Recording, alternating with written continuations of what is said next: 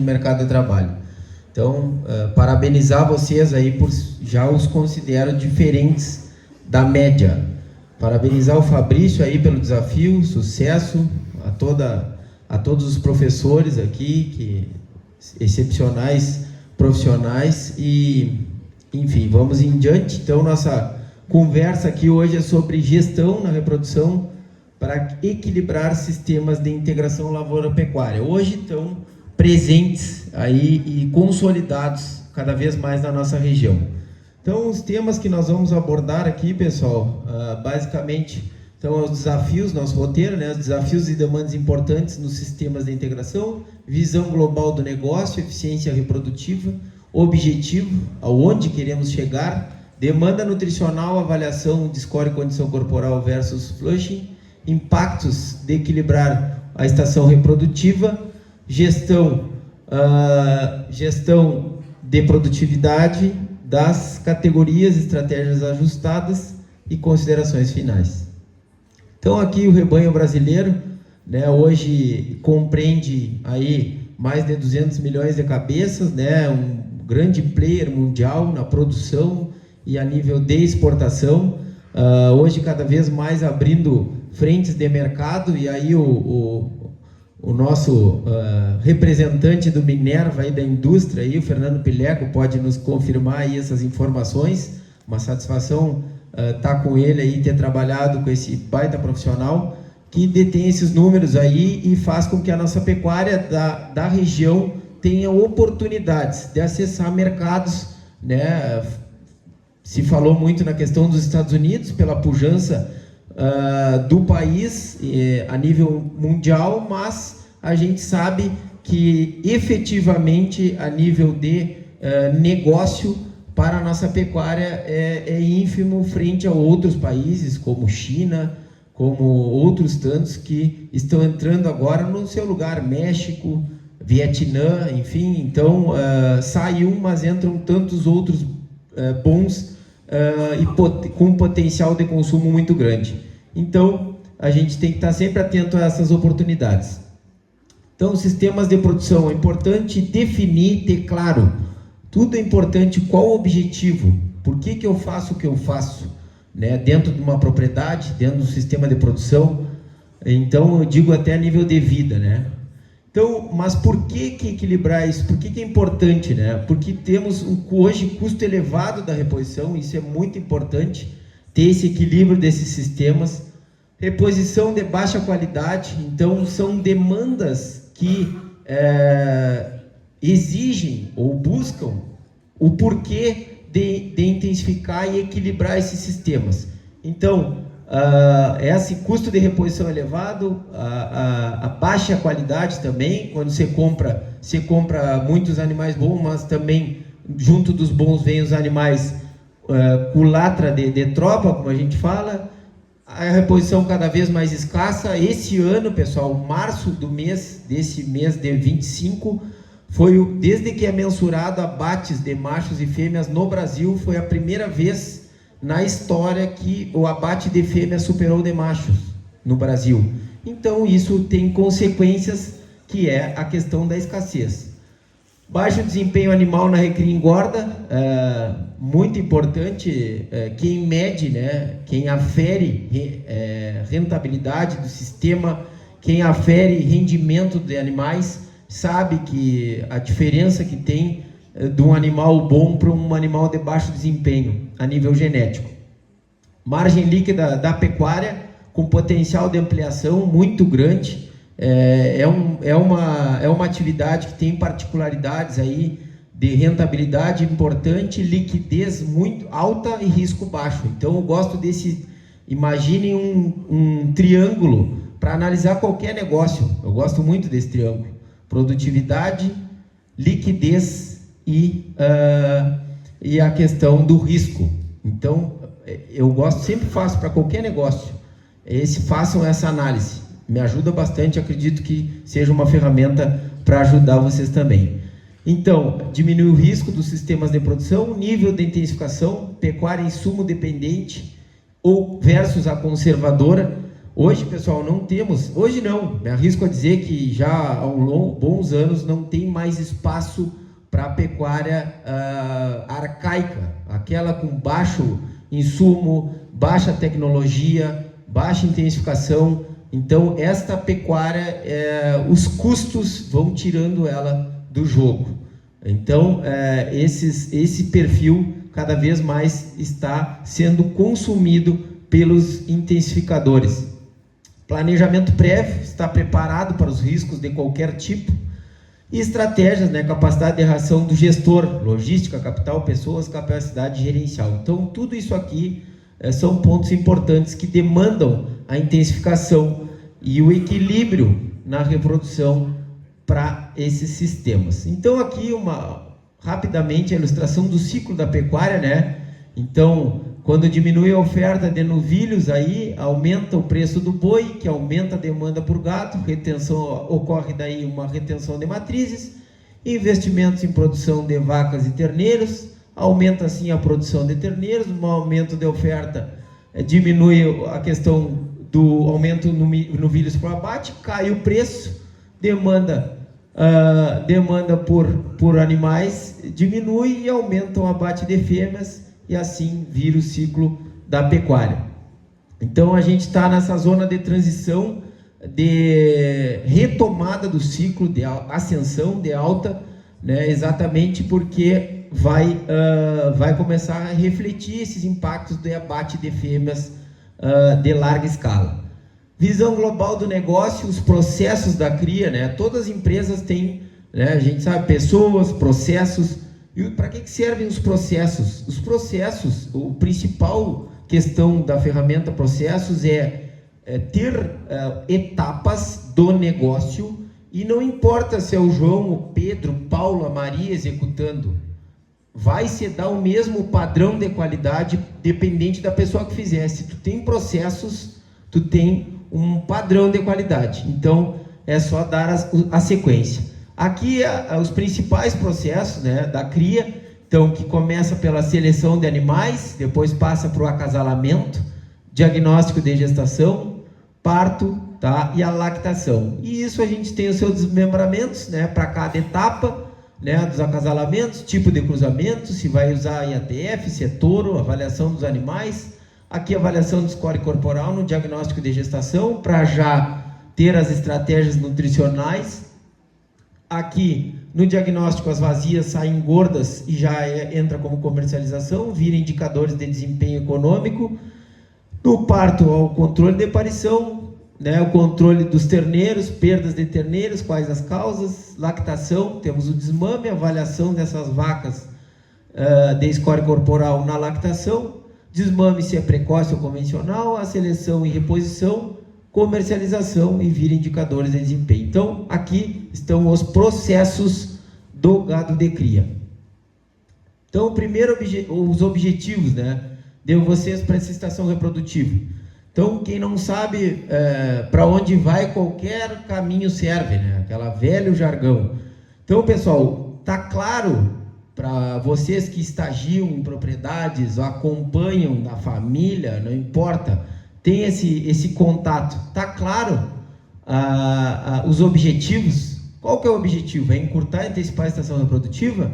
Quantas vacas eu preciso dar suporte para ter maior fertilidade? Qual a meta de prenhez, categoria na IATF? Diminuir a idade ao primeiro acasalamento? Sim ou não? Qual o objetivo de prenhez na primeira IATF? Qual o objetivo de prenhez geral? Quantos quilos desmamados quero lucrar? O importante disso toda a equipe deve saber. Então, clareza nos objetivos é um dos primeiros pontos para dar seguimento nos projetos. Pessoal, e qual é o grande objetivo, né, de um rodeio de cria? Então, tem vários, mas um é o norteador, é o principal, é um terneiro vaca ano. Esse é o principal objetivo do gado de cria, desfrutar um terneiro vaca ano. E qual a média que nós temos hoje no mercado? 2 terneiros em 3 anos. Por quê? Porque o puerpério, ou seja, o período do restabelecimento do trato reprodutivo do parto ao primeiro cio é muito alongado. Por quê? Geralmente por déficit nutricional. Este puerpério, ou ele é mais alongado ou ele é mais encurtado de acordo com a estratégia nutricional. Então, e também a gente tem aí, com isso, a timeline da vaca, né?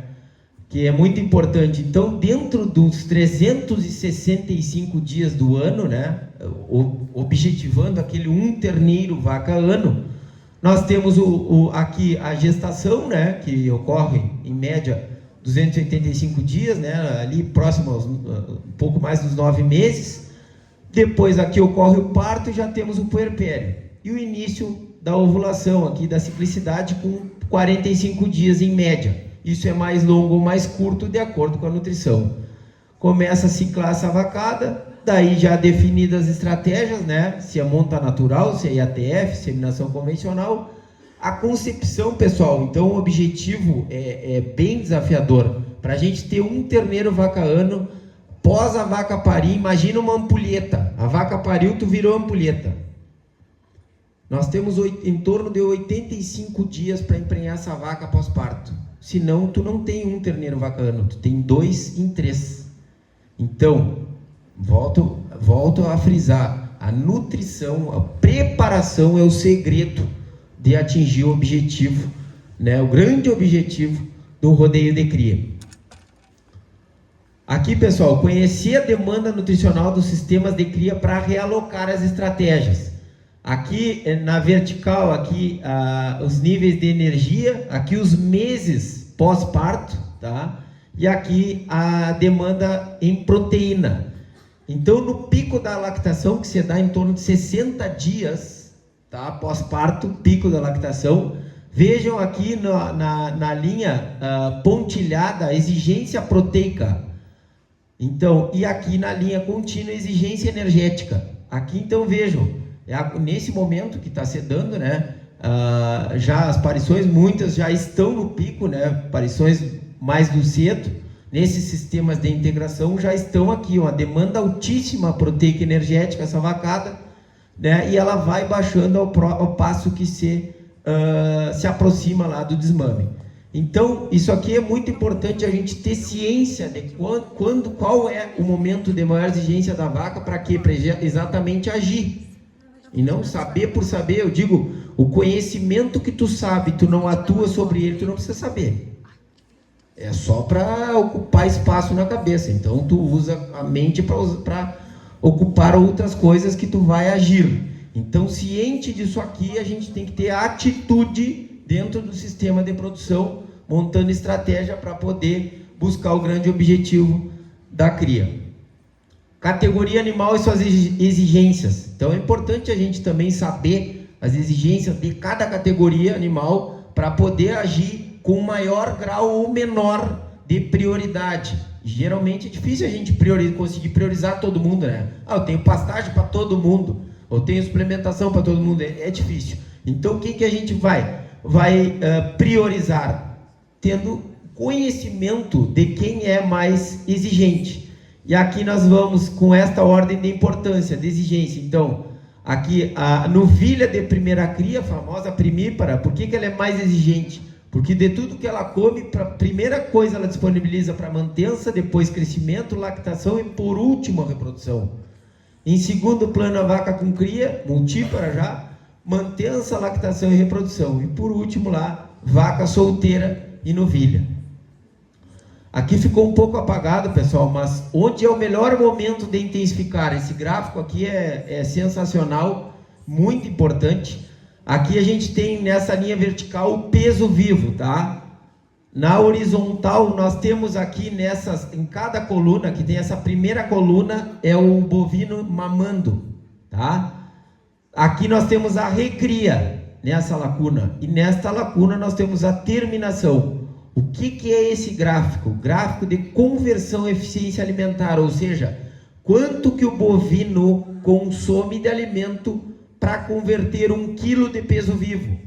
Tá? Então aqui, mamando, ele consome em torno de 2,5 kg de alimento para converter 1 quilo de peso vivo. Na recria, 4,5 kg a 8 quilos para converter 1 quilo de peso vivo.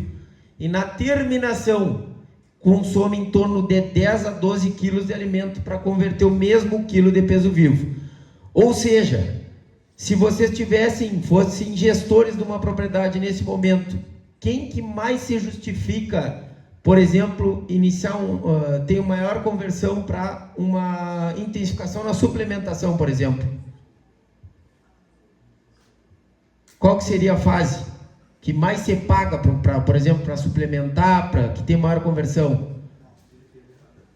Terneirada. Isso aí por quê? Porque come 2,5 para converter 1. A terminação come 10 para converter o mesmo quilo. Então aqui é mais barato. E é onde a gente tem a maior oportunidade, que é uma baita ferramenta, a gente trabalha bastante, que é o CRIP. Então é por isso aqui, pela fisiologia do bovino, não é porque eu estou dizendo, não, o bovino diz, ele é mais eficiente nesta etapa. Então aqui a influência da nutrição na reprodução, né? E aqui por que ocorre essa falha por uma deficiência nutricional? Aqui a fase folicular, né? Emergência folicular, divergência, aqui já diferenciação folicular, para o folículo já pré-ovulatório e ovulação. Por que não chega à ovulação? Porque da divergência para a diferenciação folicular não ocorre o pico de LH, que ele vem em ondas, em pulsatilidade, e ele não ocorre o pico, né, exatamente por uma deficiência de leptina, que é um hormônio que é sintetizado pela gordura, né? Então, animais com déficit nutricional não têm baixa concentração de gordura, não sintetiza leptina, e aí a gente bloqueia esse eixo aqui, hipotálamo e hipófise, fazendo com que o animal não pare nesta fase aqui, trave nessa fase e não venha a termo a ovulação. Aqui, pessoal, um trabalho muito interessante, foram abatidas vacas pós-parto em vários períodos. Então, e foi apresentado todo o trato, né, reprodutivo dessas vacas. Então, para ilustrar o puerpério, aquele período que eu falei para vocês ali do parto ao primeiro cio. Então, aqui uma vaca de um útero com 1 dia pós-parto, 5 dias pós-parto, 10 dias pós-parto, 15 dias pós-parto e 20 dias pós-parto. E esse processo de involução de trato, restabelecimento de trato, volto a frisar, ele é mais alongado ou mais encurtado de acordo com o suporte nutricional que se submete esses animais. A influência, então, pessoal, da nutrição na reprodução, né? O encurtamento do anestro pós-parto e antecipação do início da IATF ou INTORE.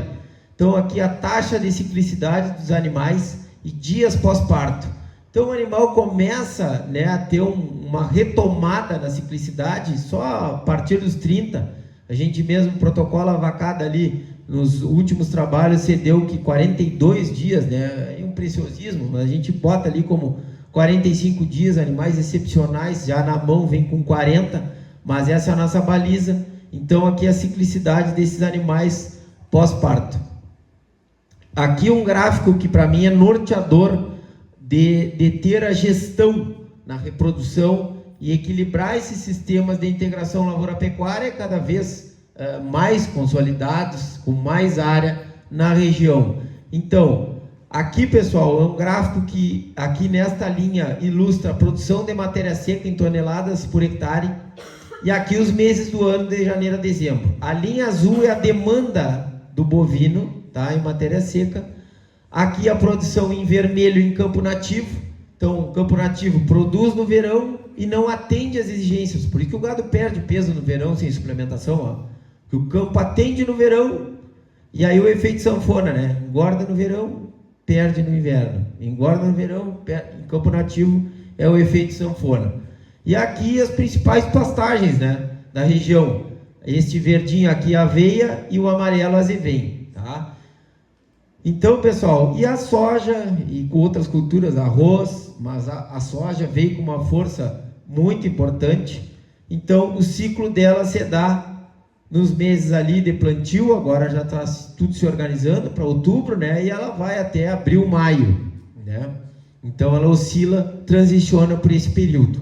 Então, onde é que a vaca tem maior exigência nutricional? No parto, no periparto. Então, ali nesse período. Então, onde é que ela tem que encontrar maior aporte nutricional? Nesses meses aqui, onde hoje a gente tem, antes era problema, né? E agora o verão virou um problema, né? Porque diminui as áreas para pecuária, e aí a gente tem também o advento de seca, né? Antigamente a gente tinha mais áreas de nativo, agora o animal aumenta essas lotações aqui no verão, então hoje o desafio é mais de verão. Então a gente tem maior abundância devido a trabalhar com esses sistemas integrados no inverno. Então hoje a gente está ajustando, hoje não, já faz um bom tempinho que já tem esse ajuste da aparição, encontrar maior aporte de comida nesses meses aqui de inverno. Então, eficiência reprodutiva, pessoal, será que é só a taxa de prenhez geral eficiência reprodutiva?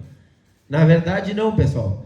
Na verdade não é quantas vacas tu emprenha dentro da estação reprodutiva, é o quão rápido tu emprenha uma vaca dentro da estação reprodutiva, exatamente por aquele objetivo, um terneiro vaca ano. Então, quanto mais vacas emprenhar no primeiro serviço, primeiro IATF, ou nos primeiros 30 dias, né, nossa probabilidade de atingir esse objetivo é mais impactante. Por que emprenhar rápido, pessoal? Porque o animal parirá no início da estação de parição, isso puxa terneiros mais pesados, 20 a 30 quilos por mês de nascimento. Isso aí confere machos abatidos mais cedo, fêmeas que emprenham mais cedo dentro do sistema, e assim a adequação da reprodução em sistemas de integração lavoura-pecuária impacta em todo o sistema. Então vocês viram que é um efeito cascata, né? Então temos o ciclo virtuoso e o ciclo vicioso, né? O vicioso começa na prenhez do tarde, terneiro leve, baixa repetição de cria, animais com mais tempo nos sistemas para engorda, fêmeas mais tardias, etc, etc. E o ciclo virtuoso, né, começa nessa prenhez do cedo e puxando toda a cadeia, impactando por todo o sistema por longos períodos. Então aqui um trabalho, pessoal, que mostrou por mês de nascimento, aqui mês 9, setembro, outubro, novembro, dezembro até fevereiro. Então o peso a desmama, tá? Para vocês verem a importância do impacto no mês de nascimento. O azul, as colunas azuis são peso de macho e o vermelho fêmeas. Então aqui vocês vejam que a importância lá do terneiro do cedo não é porque é mais velho, não, é porque exatamente por a compatibilidade nesses sistemas nutricionais, atendendo essa demanda, essa exigência no maior período, encontrando essa oferta de maior disponibilidade. Então aqui o peso a desmama de acordo com o mês de nascimento, né? Então vocês vejam aqui de janeiro a dezembro, né? A importância na região sul, né? Só por um mês de nascimento, só por ter uma gestão de planejar o mês que o animal vai nascer, a gente já consegue. Isso é custo de planejamento, é custo praticamente zero, né? Obviamente esse animal tem que encontrar comida lá nesse maior período de maior exigência, mas cara, isso aqui é básico. A gente, diante desse conhecimento, é só planejar os nascimentos. Então a gente já tem um baita impacto. Aqui outro trabalho que foi feito, né, com um percentual de animais abatidos correlacionando o mês de nascimento deles.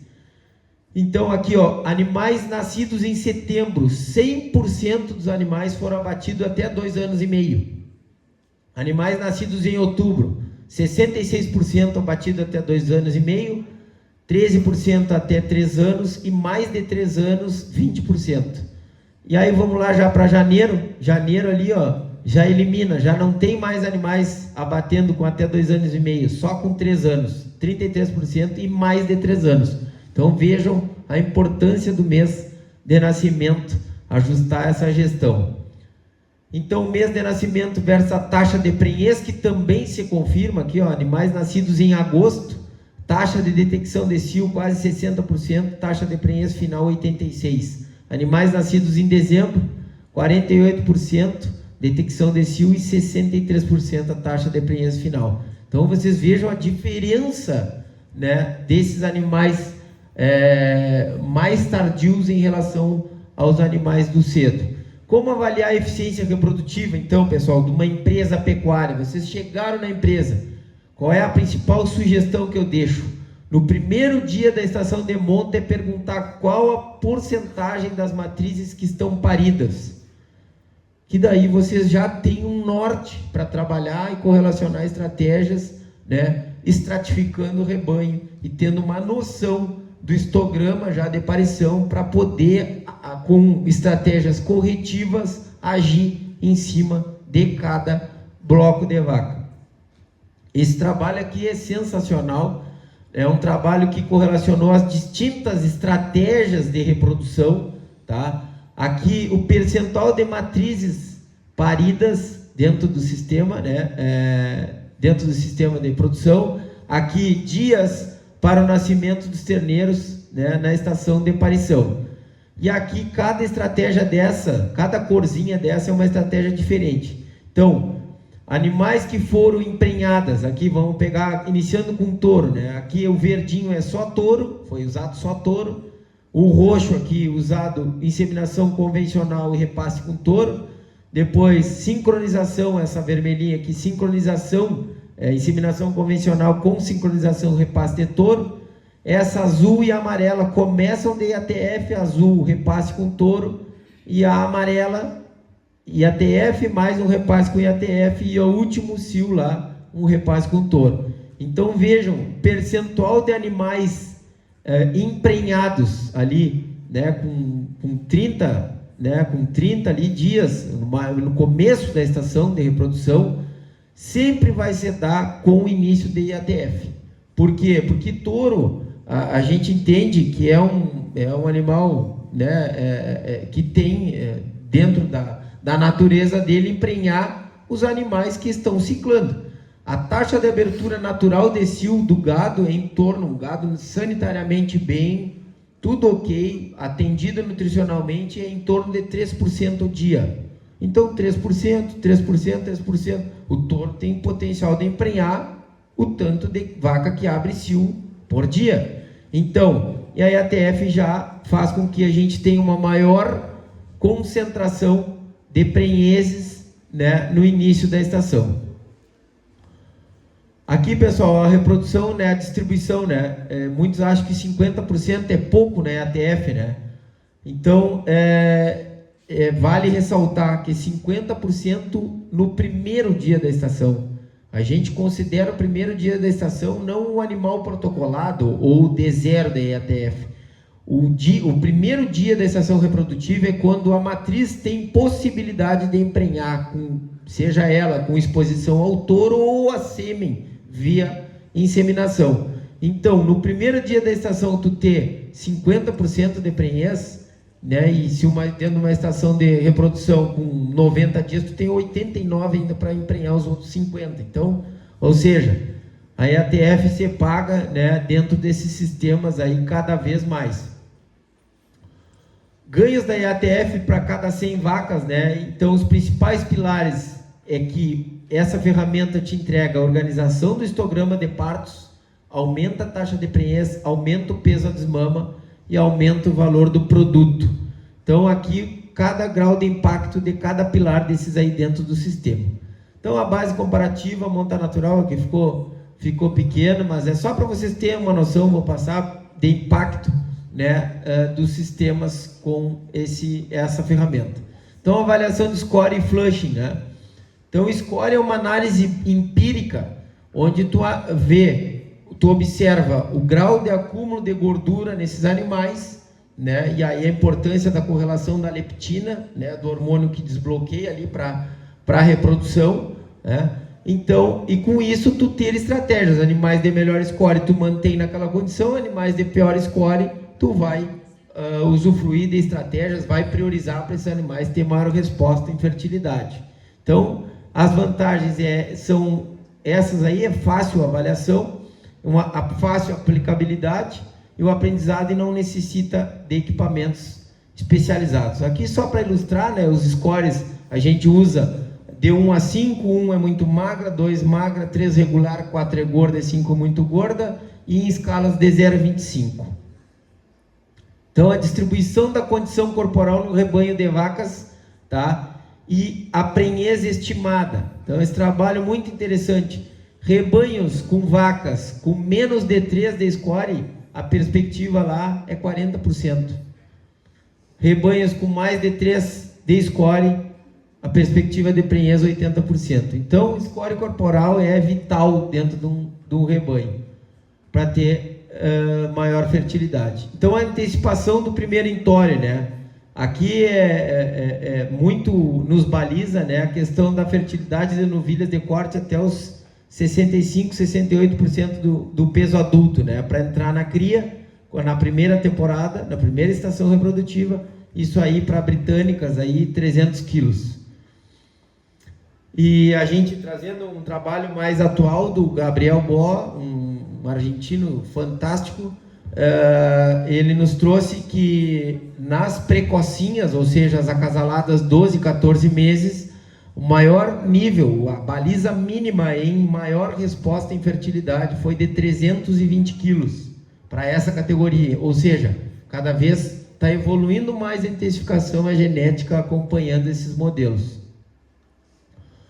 Então, o primeiro entore aqui, pessoal, é muito importante, né? Porque se a gente está fazendo melhoramento, né, genético, é que cada categoria que vem depois vem superando as que aí estão.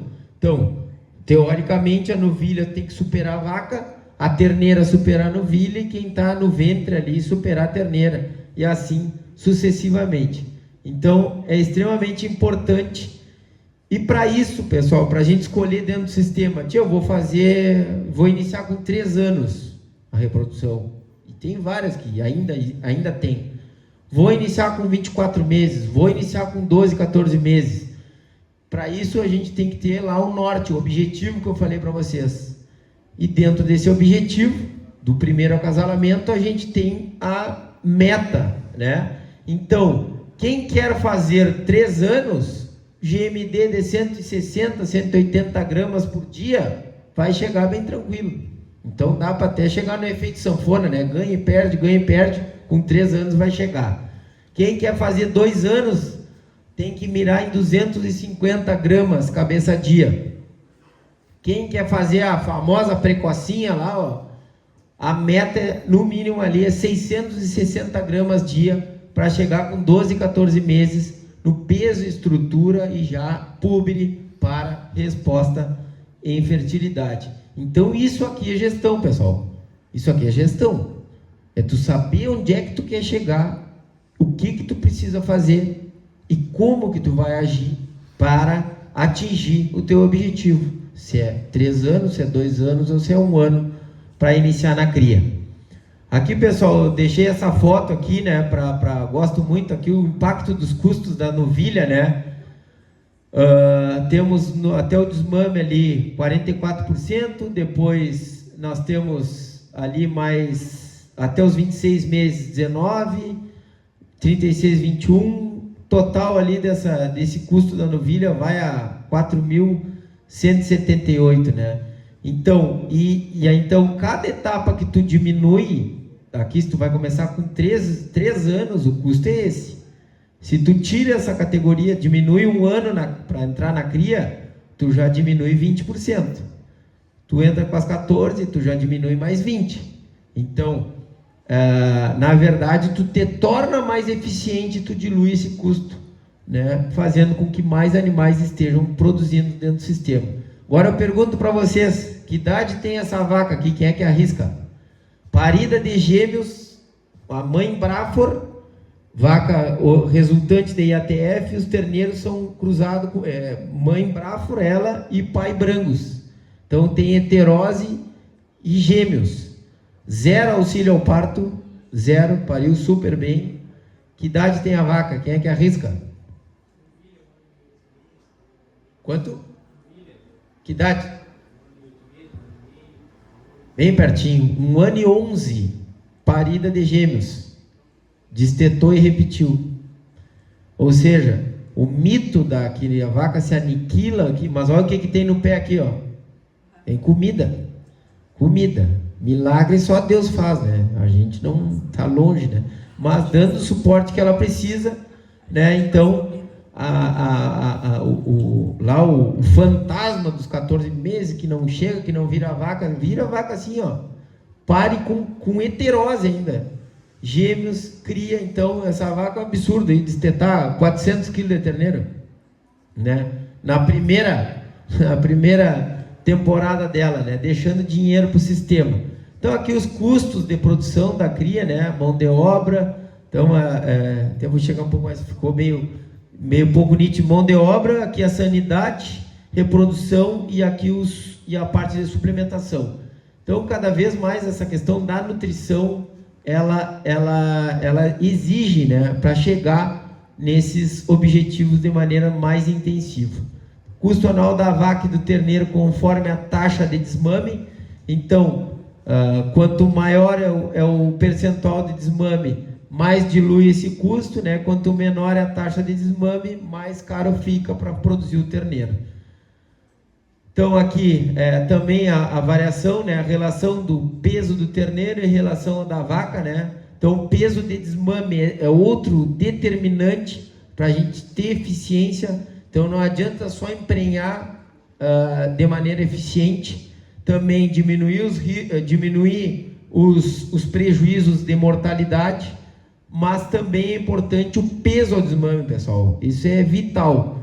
Então, peso ao desmame é uma das questões que mais impacta dentro desses rebanhos de cria. Aqui, estratégias simples de suplementação, onde você tinha numa propriedade taxa de prenhez histórica da categoria de 65%, com uma suplementação proteica energética ajustada, estratégica, no momento certo, ajuste de carga, você pulou para 91%. Então, tudo é ajuste. Outra ferramenta que equilibra bastante, né? Temos essa equilíbrio dentro desses sistemas integrados, é a estratégia de creep feeding, que hoje mas longe, né, uma das estratégias que mais retornam dinheiro para o sistema. Por quê? Aí correlaciona lá aquele gráfico que eu mostrei lá atrás. Eficiência nutricional do bovino. Consome 2,5 quilos de alimento, mamando lá, na época de mamando, para botar 1 quilo. Então, aqui é o momento mais eficiente do terneiro, do bovino. Recria de fêmeas, né, métricas do sucesso, então, baixo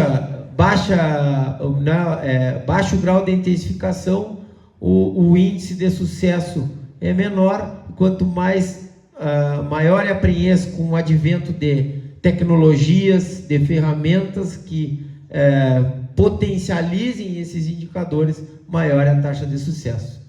Então, os principais fatores associados quando queremos resultados na IATF, pessoal. Os pilares são o protocolo hormonal, condição corporal, sêmen, qualidade de sêmen, inseminador e o resultado esperado. O somatório disso tudo é que faz a gente ter mais êxito ou menos. Mas o básico bem feito já é um grande começo para tudo. Fatores que interferem na taxa de prenhez é ATF, aqui de novilhas, o score corporal, como eu tinha falado para vocês aqui.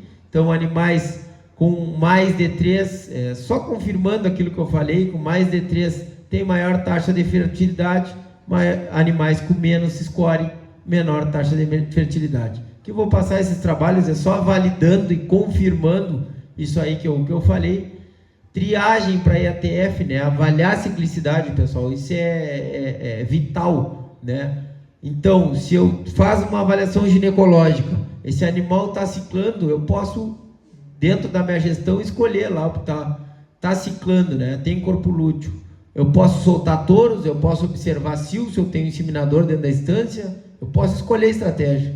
Agora, se eu fiz um ginecológico, o animal não está cíclico, baixo score, bom, o que eu preciso fazer com essa parte do rebanho? Preciso lançar mão de estratégias e investir para poder ter maior grau de sucesso.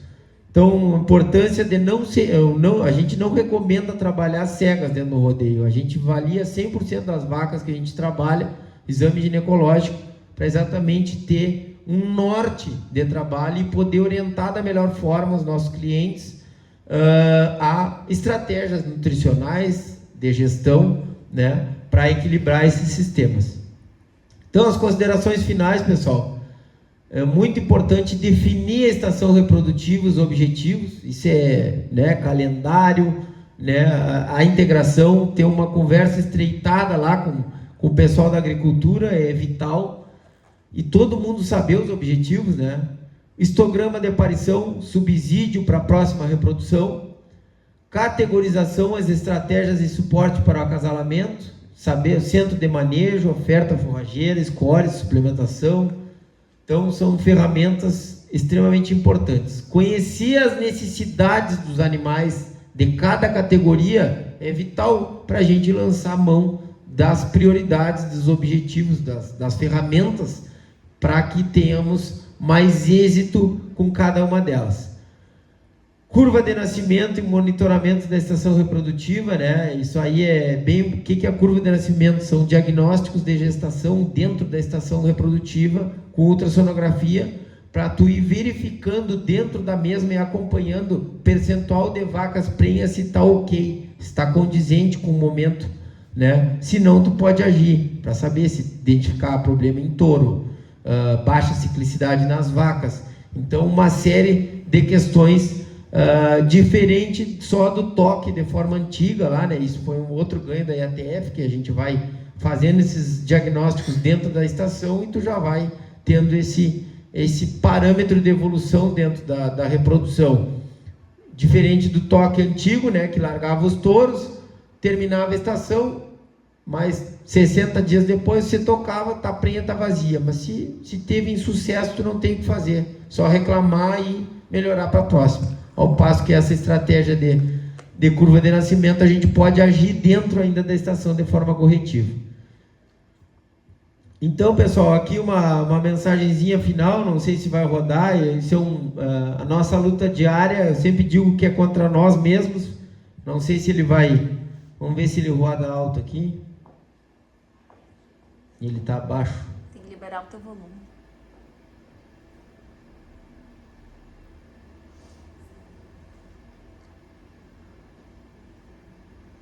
Não, o volume do computador.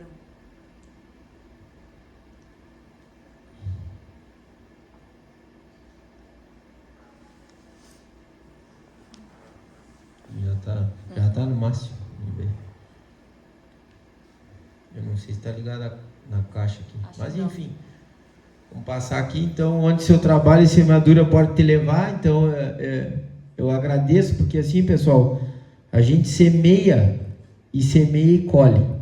Então, o que tu semear, tu vai colher. Então, o trabalho me trouxe principalmente relacionamento, conhecer pessoas que por outras formas eu não teria que não ser o trabalho. Então, pude conhecer o Alisson Becker, goleiro da seleção, trabalhando na pecuária. Conheci o ministro da Agricultura, Roberto Rodrigues, né, lá na CNA, em Brasília. Pude participar através, representando o Rio Grande do Sul, né, no primeiro encontro de jovens lideranças no agro. Pude vender um projeto, foi um dos maiores desafios na vida. Esse cara aqui trouxe o Burger King para o Brasil, Luiz Eduardo Batalha, um baita empreendedor, né? Eu cheguei de Montana, de maneira humilde lá, um veterinário, e chegou e vendi um projeto, sim, para o cara que trouxe a Burger King para o Brasil, um baita de um multimilionário, um baita empreendedor, referência para todos nós. E pude conhecer Caio Carneiro, Joel Jota, numa imersão em São Paulo. Aqui um dos treinamentos que a gente fez de equipes. Então é sair fora da caixa, oferecer mais, entregar mais para os nossos clientes, essa incessante busca por fazer e entregar mais. Então isso o trabalho nos deixa. E aqui a lida de hoje, pessoal. Convidar a Sofia, a Bia, a Aline, chega aqui na frente aqui. Essa é uma foto do nosso trabalho de hoje. Então, vou chamar a equipe aqui porque é importante frisar que ninguém faz nada sozinho, tá? E temos pessoas que nos dão suporte. Então, muitas vezes eu sou aqui somente um porta-voz na frente de uma equipe que, de forma pujante, de forma corajosa, enfrenta cada desafio no dia a dia. E essa aqui é uma propriedade que a gente primeiro manejo nela, um projeto novo. Hoje pela manhã, então, nós estávamos aí com a mão na massa, Valentina já acompanhando tudo isso, né, desde pequeno. Então é importante a gente criar um ambiente para as futuras gerações de trabalho, de honestidade, de honra, de valores e de conceitos que nos norteiam a nossa cultura, a nossa conduta. Então, agradecer a vocês mais uma vez, agradecer o time, minha esposa, a Aline, então a todos vocês que já, como eu digo, volto a dizer, quem se diferencia no mercado é quem busca incessantemente estar melhor a cada dia. Não é ninguém contra ninguém, eu contra o Pedro contra o Paulo, não, é nós contra nós mesmos. Cada dia melhor, a gente vende, pessoal, é conhecimento. Conhecimento, é isso que a gente vende. Então, quanto mais a gente souber, mais a gente viver, mais preparado a gente tiver, mais nós nos diferenciamos no mercado. É uma concorrência absurda, mas quem é que dita o ritmo se nós formos melhor ou pior? Ninguém dá o dito ritmo da nossa vida, é nós mesmos. Então, pessoal, acreditem em vocês, acreditem nos objetivos, tornem claros na vida de vocês, se aproximem de pessoas que motivem vocês a evoluir e não que torçam para que vocês deem errado, né? Aquele torcer com disfarçado de inveja, aquele ali, esse vocês se afastem. Escolham as pessoas certas, que assim vocês vão colher com certeza os frutos, assim como a Produvet aí já superou a estatística brasileira negativa de empreender, que mais de 80% das empresas do Brasil não atingem 10 anos. Nós vamos para o 14º ano, trabalhando no Uruguai, trabalhando aqui em distintas regiões e cada vez a equipe mais pujante. Então, obrigado, e eu gostaria para vocês que estão, sei lá, 10 horas, mais que 10 da noite, uma salva de palmas para vocês que estão aqui, que querem fazer diferente, que são os profissionais que cada vez mais vão nos dar orgulho de dizer que são daqui e fazer a diferença aí no mercado de trabalho. Então, uma boa noite, muito obrigado.